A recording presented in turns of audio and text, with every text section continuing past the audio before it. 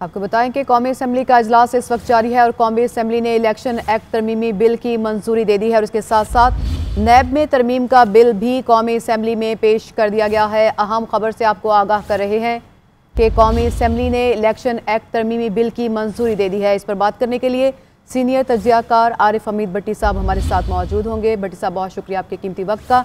भट्टी साहब, कौमी असम्बली में इलेक्शन एक्ट का जो तरमीमी बिल है वो मंजूर कर लिया गया है, किस तरह से देखते हैं आप हुकूमत के इस फैसले को? देखिए, मौजूदा हुकूमत जो इमरान खान साहब की हुकूमत के खिलाफ नो कॉन्फिडेंस के जरिए आई थी, उसका में 2-3 मकसद थे। एक, उनके खिलाफ जो करप्शन के केस अरबों रुपए के चल रहे थे उन्हें खत्म करना। दूसरा, शफाफ इलेक्शन के लिए इलेक्ट्रॉनिक वोटिंग खत्म करना, ओवरसीज को वोट का हक देने का राइट खत्म करना।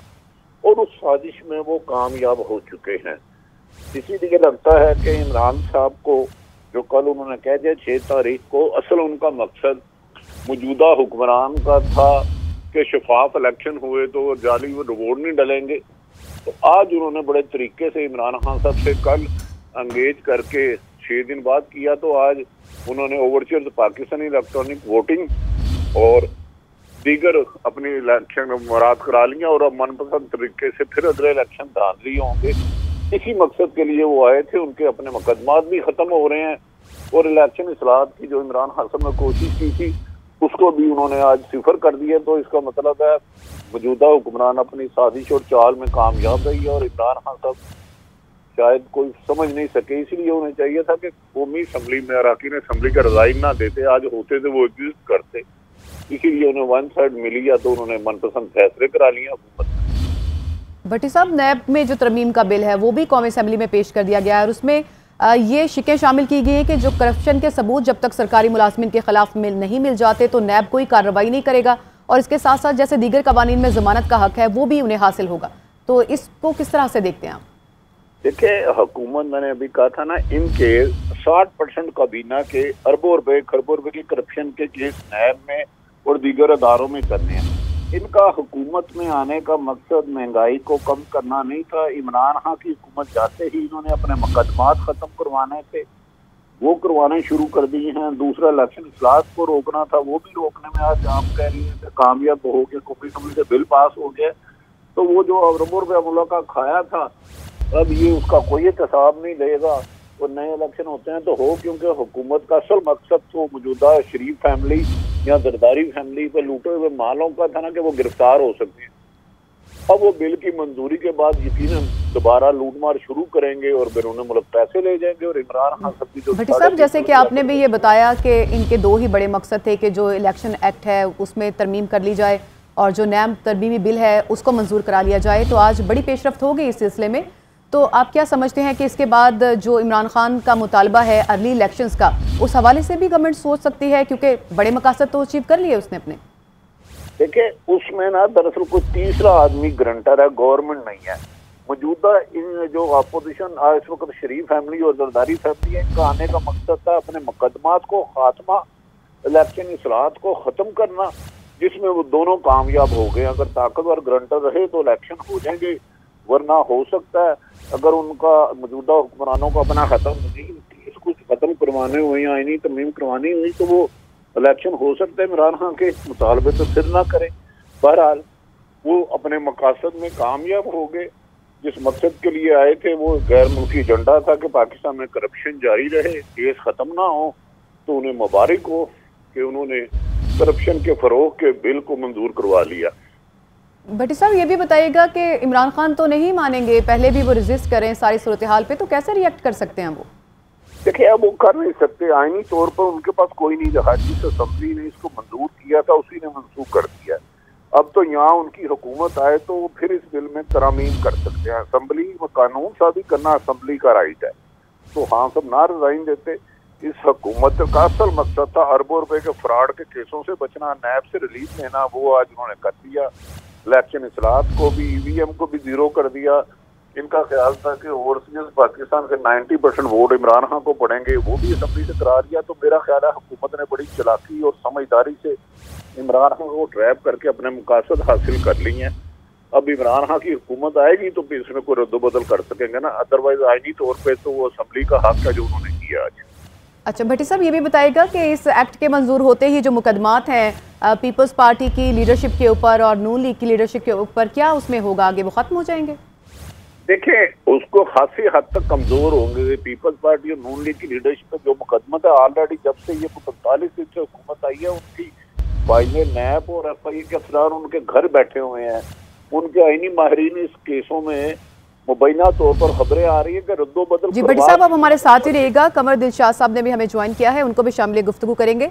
कमर साहब, ये बताइएगा कि कौमी असेंबली में इलेक्शन एक्ट तरमीमी बिल की जो है वो मंजूरी दे दी गई है, आप किस तरह से देखते हैं हुकूमत के इस फैसले को?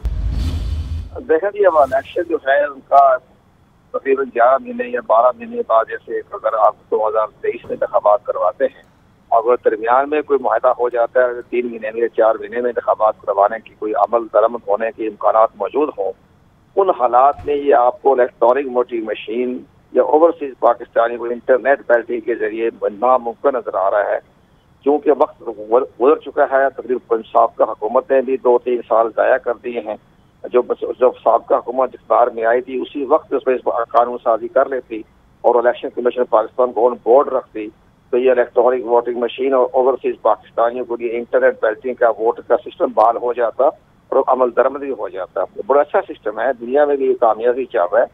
लेकिन बदकिस्मती हुई कि साबका हुकूमत ने इसको बड़ा मिस हैंडलिंग की, जिसकी मिस हैंडलिंग की वजह से इलेक्शन कमीशन पाकिस्तान को ऑन बोर्ड नहीं रखा। इलेक्शन कमीशन पाकिस्तान बार बार कह रहा था, उन्होंने 34 इस पर एतराज़ात लगाए थे और एतराज़ात जो थे एडमिनिस्ट्रेटिव भी थे, कुछ कानूनी भी थे और कुछ एक्ट के लिहाज से भी थे। आप ये देखें, जब इलेक्ट्रॉनिक वोटिंग मशीन को आप इस्तेमाल में लाएंगे, जो सेक्शन 103 में या 94 में तब्दीली की गई है, जो साबका हुकूमत ने की है, उसमें मजीद फर्दर 14 या 15 जो है वो इलेक्शन एक्ट में तरमीम करनी थी, जो नहीं की गई। उसके बगैर तो इलेक्ट्रॉनिक वोटिंग मशीन का इस्तेमाल नामुमकिन था। लेकिन हुकूमत ने एक छोटा सा आर्टिकल सेक्शन 103 में तरमीम तो कर ली, लेकिन उसके जो आगे साइड इफेक्ट जा रहे थे वो तकरीबन 18 या 20 थे। उस पर इलेक्शन कमीशन ने पार्लियामानी डिवीजन को लिखा कि जनाब यहाँ भी तरमीम कर लें, तभी जाके इलेक्ट्रॉनिक वोटिंग मशीन का अमल दरामद होगा। वो नहीं किया, लड़ाई झगड़ा पड़ गया और अब्बास गुजरा ने ये कहा कि हम इलेक्शन कमीशन को नजर आतश कर देंगे, जिसकी वजह से ये सारा मामला बरम हो गया। इस हुकूमत के पास तो जैसे मुआहदे हो रहे हैं, जैसे आप भी सुन रही हैं, देख भी रहे हैं, अगर चंद महीनों में इलेक्शन हो जाते हैं मुआहदे के तहत या कोई प्रेशर के तहत। जी कमर साहब, आप हमारे साथ ही रहेगा। इस वक्त शाह महमूद कुरैशी साहब ने भी हमें ज्वाइन किया है, उनको भी शामिल गुफ्तगू करेंगे। कुरैशी साहब, कौमी असेंबली ने इलेक्शन एक्ट तरमीमी बिल की मंजूरी दे दी है, साथ साथ जो नैब तरमीमी बिल है वो भी कौमी असेंबली में पेश कर दिया गया है, तो जिस काम के लिए गवर्नमेंट आई थी उसने वो कर लिया है, आप कैसे रिस्पॉन्ड करेंगे इस पे? हम तो पहले कह रहे थे कि ये अपने ज़ाती मकासद के लिए आए हैं, इन्हें पाकिस्तान से, पाकिस्तान की आवाम से कोई हमदर्दी नहीं है। ये जो नैब का कानून तरमीम कर रहे हैं, इसलिए कर रहे हैं कि ये नैब के शिकंजे से बचना चाहते हैं। इनके केसेस हैं, ओपन एंड शट केसेस हैं, फैसले होने के करीब थे, तो अपना छुटकारा हासिल करने के लिए, नैब को बेशरर करने के लिए इन्होंने ये कदम उठाया है। और वो दिखाई दे रहा था, और इमरान खान बारहा ये कहते आते कि ये इनका एजेंडा है, ये इनका प्लान है, और वो आज सामने आ गया। इसी तरह ओवरसीज पाकिस्तानीज को हमने वोट का हक दिया था, और हमारी नजर में वो बहुत कीमती पाकिस्तानी है, मुल्क का सासा है, की मईशत को चलाने में बहुत बड़ा किरदार है उनका, और हम चाहते थे कि पॉलिसी साजी में हमें उनका इनपुट मिले, लेकिन उन्हें ये भी गवारा नहीं था। इसलिए गवारा नहीं था क्योंकि उनकी वाज़ेह अक्सरियत जो है वो हमदर्दियाँ रखती है तरीके इंसाफ से। फिर हमने इलेक्ट्रॉनिक वोटिंग मशीन हमें इंट्रोड्यूस की। क्यों इंट्रोड्यूस की? इसलिए इंट्रोड्यूस की कि वोटिंग के बाद और ऐलान से जो बीच का पीरियड होता था, गड़बड़ होती थी और ये टेम्परिंग करते थे, पहले खुलते थे, सीलें टूटती थी, और पूरा रिकॉर्ड पाकिस्तान का जो इलेक्टोरल रिकॉर्ड है और हिस्ट्री वो आपके सामने है। जुडिशल कमीशन में जो चीफ जस्टिस नासिर मुल्क साहब ने जिसकी सरबराही की थी, उनमें सब चीजें डिस्कस हुई। तो हमने उसके लिए एक हमेशा के लिए एक बंद बांधा और शफाफ इलेक्शन कराने का एक इंस्टीट्यूशन जो आम लोगों के लिए आसान भी, शफाफ भी हो। लेकिन क्योंकि इनकी पैडिंग है, ये जो फौत हुए वोटर हैं उनको भुगताते हैं, इन्हें जाली वोटों का अंदराज किया हुआ है, इन्हें धांधली की एक्सपर्ट्स हैं, निस्बतन तरीके इंसाफ के नए हैं, इनको ये हरबे आते नहीं हैं, और वो माजी में इन हरबों के जरिए अपने मन पसंद नताइज लेते हैं, तो उनको वारा नहीं खाती थी ये चीजें, चुनाच हमने कर दी। सही। साबिक वज़ीर ख़ारजा शाह महमूद कुरैशी साहब, कंवर दिलशाह साहब और आरिफ हमीद भट्टी साहब हमें अपनी राय से आगाह कर रहे थे। आप तीनों का बहुत शुक्रिया।